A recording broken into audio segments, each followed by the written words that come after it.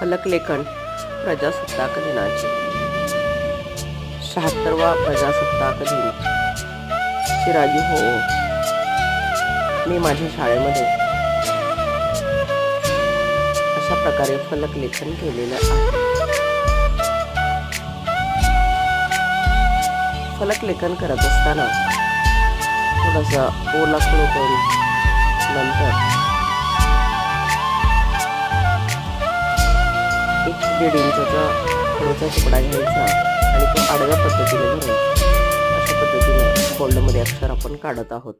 आणि अक्षरावर रेष मारताना मात्र आपण पट्टीच्या साह्यानं रेष मारलेली आहे, जेणेकरून आपलं अक्षर अगदी छान दिसेल.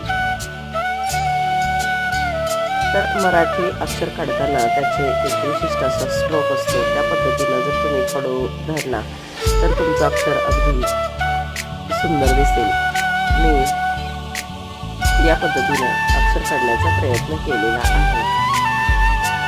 तर फळा सजवत असताना अगदी बाहेरच्या फ्रंट साईडला आपल्याला 1 ते 2 फळे सजवावे लागतात. आणि मग अशा पद्धतीनं आपण हा फळा सजवून शाळेच्या बाहेर जर ठेवला तर अतिशय म्हणजे आकर्षकपणे पालकांचं लक्ष याकडे वेधून घेतलं जातं.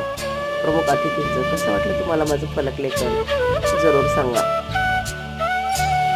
चॅनलला सबस्क्राईब करा. पुन्हा भेटूया अशाच नवनवीन माहितीमध्ये. तोपर्यंत बाय बाय. सर्वांना प्रजासत्ताक दिनाच्या माझ्याकडून हार्दिक शुभेच्छा.